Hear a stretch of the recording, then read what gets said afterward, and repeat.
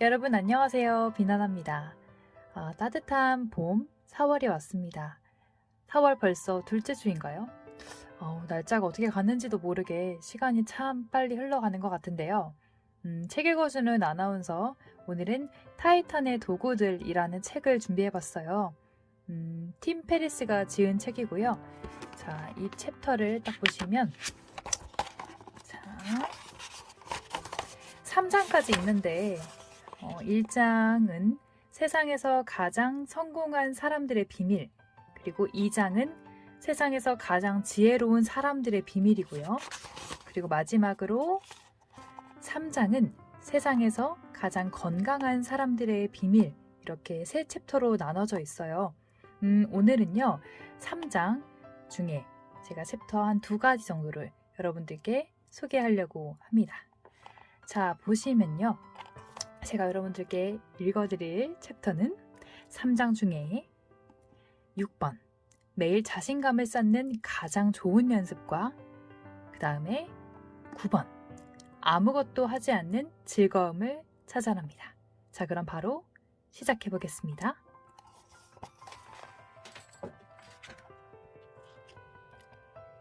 매일 자신감을 쌓는 가장 좋은 연습. 레어드 해밀턴은 역사상 최고의 빅웨이브 서핑 선수로 평가받고 있다. 그는 토인 서핑의 창시자이자 스탠드업 패들보딩의 부활을 이끈 사람으로도 인정받는다. 그는 여러 편의 서핑 영화에 출연했고 빅웨이브 서핑에 관한 다큐멘터리인 라이딩 자이언트에서 주인공을 맡기도 했다.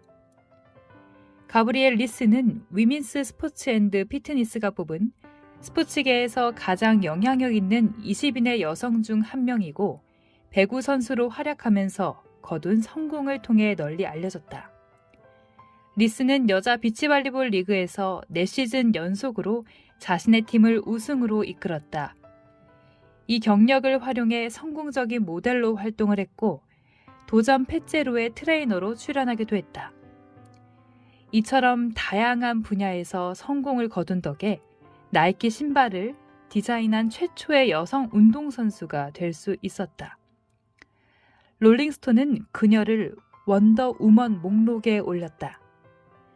브라이언 맥켄지는 크로스핏 인듀어런스의 창시자이자 뉴욕타임스 선정 베스트셀러인 언브레이커블 러너의 저자이기도 하다.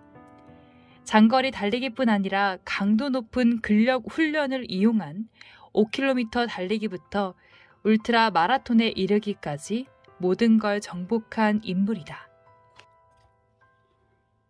솔선수범의 건강한 습관. 레어드와 가브리엘은 부부이고 브라이언은 이 부부의 친구다. 내가 이 책에서 이 세 사람을 동시에 소개하는 이유는 그들의 엄청난 운동력 뒤에는 매사에 솔선수범하는 습관이 숨어있기 때문임을 알리기 위해서다. 적극적으로 먼저 나서 타인을 돕고 세상에 기여하는 습관을 통해 자신의 몸과 정신의 건강을 이끄는 이들의 남다른 습관은 이 책에 등장하는 타이탄들에게도 귀감과 모범이 되고 있다. 그들은 언제나 자신이 먼저 하겠다고 큰 소리로 말한다. 상점에서 계산을 할 때도 먼저 돈을 내고 먼저 인사를 건네고 낯선 이와 스쳐 지나가면서 시선이 마주칠 때도 먼저 미소를 보낸다. 가브리엘은 이렇게 말했다. 먼저 솔선수범하는 태도는 항상 그렇지 않아도 대개의 경우 나 자신에게 더 유리하게 적용한다. 물론 상대에게서도 더 놀라운 반응을 이끌어냅니다. 솔선수범은 큰 자신감을 쌓는 연습이다. 자신감이 없으면 우리는 운동을 할 수 없다. 언제나 난 못 해낼 거야 라고 중얼거리는 사람이 멋진 운동력을 보여주는 경우는 없다. 레어드와 브라이언도 동의한다. 두 사람은 얼마나 개방적이고 여린 마음을 갖느냐에 따라 운동 효과도 매우 달라진다고 설명한다. 매사에 주도적인 모습을 보이는 사람은 다른 사람들보다 더 빨리, 더 멀리, 더 높이 뛸 수 있는 가능성이 크다. 이미 일상에서 솔선수범함으로써 다양한 성취감을 맛보았기 때문이다. 나아가 다른 사람들보다 오랫동안 운동할 확률도 상대적으로 높다. 성취감은 중독성이 강하기 때문이다. 끊기가 어렵다는 뜻이다. 세 사람의 이야기에 귀 기울이다 보니 배우 레일런 가분스가 한 말이 생각났다. 아침에 우연히 기분 나쁜 사람과 마주쳤다면 그 사람이 나쁜 놈이다. 하지만 하루 종일 기분 나쁜 사람들과 마주쳤다면 당신이 나쁜 거다. 새 사람과의 만남이 있은 후 나는 아침에 일기를 쓸 때 스스로를 독려하기 위해 솔선수범이라는 단어를 자주 적어 넣는다. 타인을 위해, 세상을 위해, 궁극적으로는 나를 위해 먼저 할 일이 없는지를 생각하는 습관은 정신을 맑게 하고 삶을 즐거움으로 채워넣는다. 가브리엘은 이렇게 말했다. 카이트 보딩을 즐기는 사람이 지금처럼 많지 않았던 시절 우리는 프랑스에서 만든 카이트를 처음 손에 넣은 사람들이었다. 일단 바람을 타기 시작하면 카이트가 망가질 때까지 계속 날다가 끝내 아무데고 추락하고는 했다. 한 번은 먼 바다로 3km 넘게 나가는 데도 했는데 거기서 다시 해변까지 헤엄쳐서 돌아오려면 정말 말도 못하게 힘들었다. 그래도 우리는 웃었다. 믿기는가? 우리는 그냥 웃었다. 젠장, 오늘 일진이 정말 사납군이라고 투덜대면서도 우리는 웃고 있었다. 솔선수범의 습관은 모든 순간을 즐기게 만든다.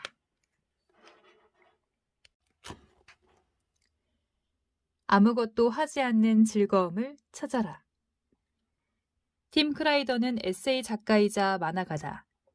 그의 최신 저서 우리는 아무것도 배우지 않는다를 읽은 후 나는 너무 마음에 들어 그에게 연락을 취했고 함께 오디오북을 제작하기도 했다. 다음에 소개하는 팀 크라이더 이야기는 이 책에서 발췌한 것이다.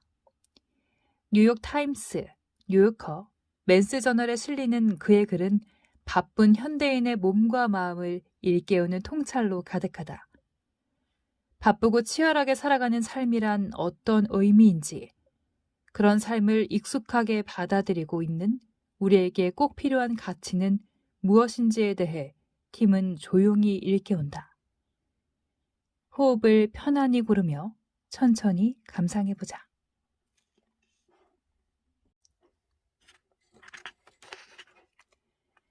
바쁜 사람은 뭔가 중요한 일을 하는 사람처럼 보인다. 그래서 그에 대한 반응 역시 축하의 의미다. 바쁜 게 좋은 거지 뭐. 한가한 것보다 100배 낫지. 바쁘다면서 탄식하는 사람들은 자진해서 바쁜 경우가 대부분이다. 자발적으로 일과 의무를 맡거나 아이들에게 온갖 수업과 활동에 참여하라고 격려하는 이들이다. 그들이 바쁜 이유는 스스로의 야망이나 추진력, 불안 때문이다. 그들은 바쁨에 중독되어 있으며 바쁘지 않게 될까봐 몹시 두려워한다. 내가 아는 거의 모든 사람이 바쁘다. 그들은 일하지 않을 때는 불안과 죄책감을 느낀다. 그들은 마치 대학 입학 때 유리하게 작용할 각종 과외 활동을 챙기는 학생처럼 친구들에게 뒤지지 않도록 빈틈없이 스케줄을 세운다. 최근에 나는 친구에게 연락을 해 만나자고 말했다. 하지만 돌아온 대답은 바쁘다라는 것이었다. 그는 당장 5시간 후의 상황도 예측 불가능했다. 정말 우리는 몇 시간 후의 상황도 알 수 없을 정도로 일에 치여 사는가? 아니면 그저 바쁘다는 생각에 쫓겨 사는가? 바쁨은 인생의 필수적이거나 불가피한 상태가 아니다. 그것은 자신이 선택한 상황이며 묵묵히 따라야만 가능하다. 얼마 전에 비싼 월세 때문에 뉴욕을 떠나 남프랑스 소도시에 있는 예술가들의 창작 공간으로 터전을 옮긴 친구와 스카이프로 화상통화를 한 적 있다. 그녀는 오랜만에 행복과 여유를 느낀다고 했다. 여전히 열심히 일을 하는 삶이지만 과거처럼 24시간 일을 한다거나 뇌 용량을 하루에 모두 다 쏟아붓지는 않는다. 대신 친구들과 카페에 가거나 매일 밤 함께 대화를 나누는 등 대학 시절로 돌아간 기분이라고 했다. 월세를 내는데 급급한 삶을 선택하지 않은 용기가 준 여유였다.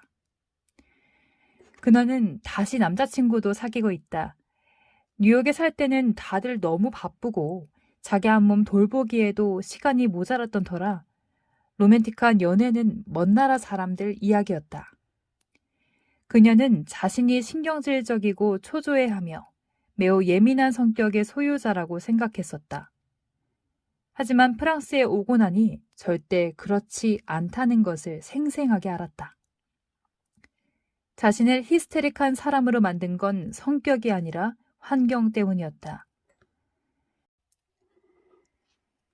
시사 만화가이자 작가인 테드롤은 최근에 칼럼에서 일과 수입을 분리시켜 모든 시민에게 기본 월급을 보장해야 한다고 제안했다.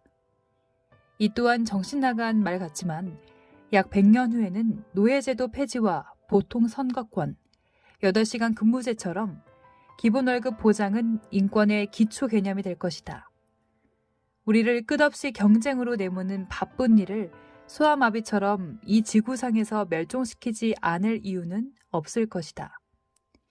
신이 인간에 대한 벌로 노동을 만들었다는 사실을 잊은 채 노동을 미덕으로 왜곡한 것은 청교도들이었다. 이제 그들도 없으니 담배를 피우며 긴 휴식을 취할 수 있을지도 모른다. 나 같은 사람들만 있으면 세상은 곧 망할지도 모른다. 하지만 이상적인 삶은 나 같은 사람들의 반항적인 게으름과 그 나머지 사람들의 정신없는 바쁨, 그 사이 어딘가에 위치할 것이다. 내 삶은 그동안 터무니없을 정도로 쉽고 간단했다. 그런 특권을 누렸기에 독특한 관점이 생겼는지도 모른다. 마치 대리운전 기사 같다. 술에 취하지 않은 사람이 만취에 대해 더 분명하게 볼 수 있지 않은가? 안타깝게도 내가 바쁜 사람들에게 해줄 수 있는 조언은 사람들이 술 취한 이들에게 해주는 조언처럼 달갑지 않은 종류일 것이다. 하지만 술을 끊으라는 게 아니다. 그러니까 일을 그만두라는 말이 아니라 이를 제외한 나머지 시간에는 휴식을 취하라는 것이다.